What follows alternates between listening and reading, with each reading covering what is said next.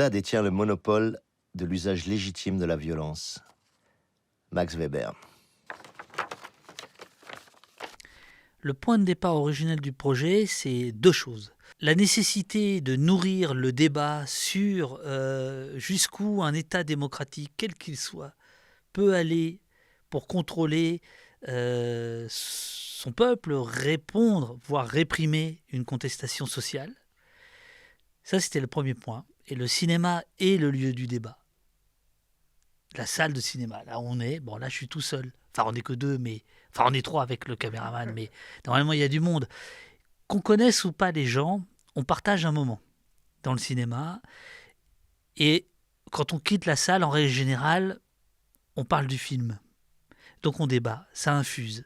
C'était pour ça que à Pékissien Sage, ça ne pouvait être qu'au cinéma au départ.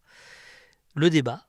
Et le deuxième point, c'est l'idée que les images de réseaux sociaux pouvaient être plus grandes que les réseaux sociaux. Et ces images, elles sont, alors avant toute chose, documentaires au sens propre du terme. Elles documentent la réalité, ça c'est le premier point. Mais par ailleurs, elles sont esthétiques, elles sont cinématographiques. C'est pour ça qu'on a privilégier les plans séquences, c'est pour ça qu'on n'a pas trituré les images, qu'on a laissé quand elles sont verticales, eh bien elles sont verticales, on n'a pas rajouté du flou à gauche, à droite, comme font les télévisions, etc. Voilà.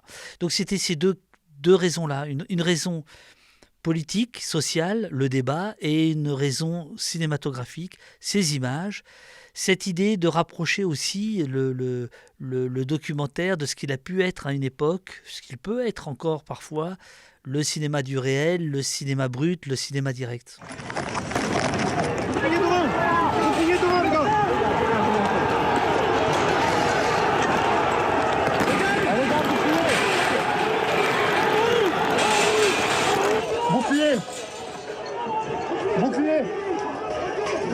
Le film est le fruit en fait de 2 ans de travail qui n'était absolument pas prévu pour être un film. Puisque pendant 2 ans, j'ai été, malgré moi, on va dire, en tout cas, c'était pas mon ambition, mais un lanceur d'alerte en France autour des violences policières qui ont eu lieu pendant le mouvement social des Gilets jaunes. Mouvement social qui réclamait, grosso modo, une démocratie plus directe et une justice sociale, pour aller très vite. Sur mon compte Twitter, j'ai, pendant 2 ans, référencé des vidéos, des photos, des certificats médicaux, des témoignages de gens qui étaient blessés, qui avaient été malmenés, qui avaient été brutalisés. C'est ainsi que j'ai tenu une comptabilité macabre où on s'est aperçu qu'il y avait à la fin 30 éborgnés, 5 mains arrachées et 2 morts. Pour ceux qui regarderont le générique, à la fin, ils verront qu'il y a les 55 crédits des 55 scènes qui sont dans le film, où il y a le nom de la personne qui a filmé, la date, le lieu. Et ça, c'est le fruit de mes 2 années de signalement sur Twitter.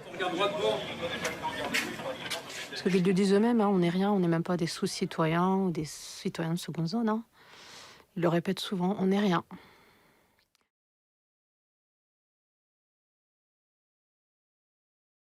Alors ce qui est très important, c'est qu'en effet, ce ne sont pas des interviews comme on est en train de faire là. Ce sont des conversations. Et d'une certaine manière, un peu dans le même décor qu'ici, dans une salle de cinéma, avec des gens qui sont à votre place, juste devant l'écran. Ceux qui sont en train de regarder ne voient pas, mais peuvent deviner, vous êtes en face de moi, vous êtes au pied de l'écran. Ils étaient là, comme ça, assis à une table. Ils discutaient, ils conversaient entre eux, parce que pour moi, c'était très important de retrouver ce naturel de la conversation, du débat. Ils ont tous un point commun, quel que soit le côté de la barricade sur lequel ils sont, pour ceux qui sont policiers et manifestants, ou quel que soit leur positionnement dans la société, ils ont tous un point commun qui est l'envie de débattre. Ça, c'était central. C'était pas des gens qui étaient là pour convaincre l'autre. C'est pas du tout des interviews type chaîne d'infos en continu, de clash, de répliques où il faut aller très vite, etc. Ces binômes, certains se connaissaient, la plupart du temps ils ne se connaissaient pas. Certains, je les connaissais depuis 30 ans, d'autres, je les ai découverts au tournage, comme Mélanie, cette femme qui, au milieu du film, pulvérise le rôle dévolu aux victimes. Elle n'est plus victime, elle part d'un témoignage pour finalement faire une analyse politique, c'est-à-dire qu'elle est au même niveau que les autres. Le film s'attache à ça, beaucoup, à balayer le temps du film, la hiérarchie sociale. C'est pour ça qu'il n'y a pas le nom des gens, ni leur fonction. C'est parce que c'est l'idée de dire une voix vaut une voix, et chacun mérite d'être écouté. Donc voilà, ils ont été choisis pour ça, mais je dois vous dire que lors du tournage, il y a eu des rencontres, parce que c'était des rencontres qu'on essayait de créer, qui n'ont pas eu lieu. C'était deux monologues qui se croisaient pas. Eh bien, vous les voyez pas dans le film. Quand bien même les gens avaient des choses intéressantes à nous dire, ils n'étaient pas dans le mood qu'on voulait donner, qui était celui de la conversation. On va pas au cinéma voir un documentaire si on peut voir à peu près la même chose gratuitement à la télévision. Gratuitement ou pseudo-gratuitement. Et par ailleurs, le documentaire, c'est donc évidemment raconter, relater la réalité. Or, la réalité aujourd'hui, elle est narrée, elle est fabriquée d'une certaine manière. En tout cas, sa narration est fabriquée par les chaînes d'information en continu. Et il y a, je pense, un rôle de contre-pouvoir de la part du cinéma par rapport à ces chaînes d'infos. Je ne suis pas en train de dire qu'il faut les fermer. Je dis juste qu'elles ne peuvent pas être seules. Elles ne peuvent pas donner le là de tout, sur tout, en tout temps. C'est pas possible. Le film est vraiment, et notamment dans le montage, un contre-récit des chaînes d'information.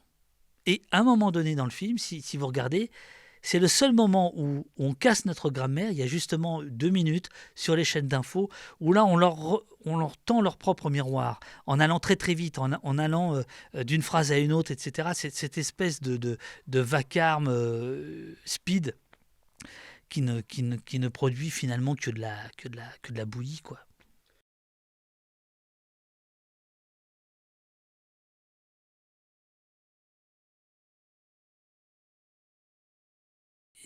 Le film a été programmé dans une 50aine de festivals dans le monde. Alors, dont un à Minneapolis, la ville de George Floyd. Donc évidemment, là, c'est assez fort.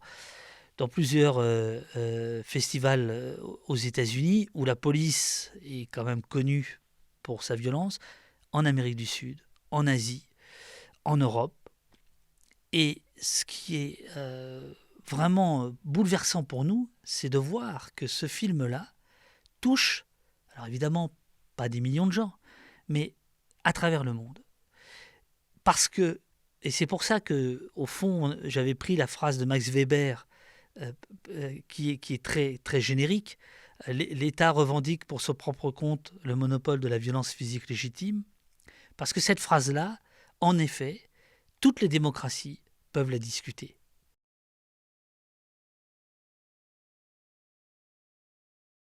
Le film est tombé à un moment où il y a eu des lois en France sur ces questions-là. Il y avait notamment une loi qui voulait empêcher la diffusion d'images de policiers.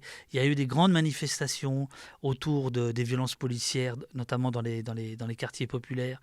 Le film est tombé à un moment où cette question-là était enfin abordée. Mais je dois le reconnaître, aujourd'hui, il y a une élection présidentielle en France qui va arriver. Les questions, comme toujours, de sécurité, dites sécuritaires, etc., reprennent le dessus. Et là, il y a une nouvelle crispation très très forte autour de ces questions-là. Mais la question de la police est posée aujourd'hui, ce qui n'était pas le cas avant. Elle est réellement posée dans les arts, dans la culture, dans les médias. Elle est posée. Et pas plus tard qu'hier, j'assistais au procès d'une des mutilées qui est dans le film, Mélanie. Elle a fait un procès au policier qui l'a matraquée. Et contre toute attente, le procès a eu lieu, parce qu'en règle générale, les affaires sont classées. Eh bien, figurez-vous que l'avocat du policier, pour une raison un peu compliquée, a évoqué un pays qui se tient sage. Je m'y attendais pas. Mais vous voyez, 1 an et demi après, le film sert de part et d'autre de terrain de confrontation. Voilà. Et donc, de ce point de vue-là, il a raisonné. Il a raisonné. On a vu dans les manifestations le titre du film à la français, pas mal repris, détourné, etc., etc.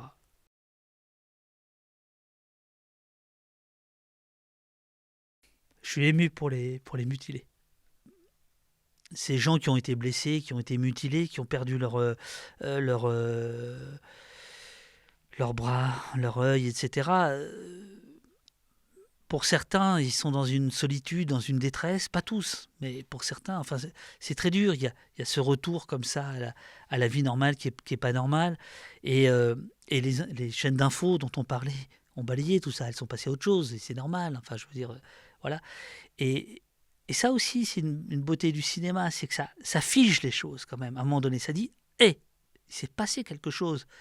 Il s'est passé quelque chose, là, cette année-là, à cet endroit-là. Et ça, c'est valable pour tous les films documentaires, vous voyez.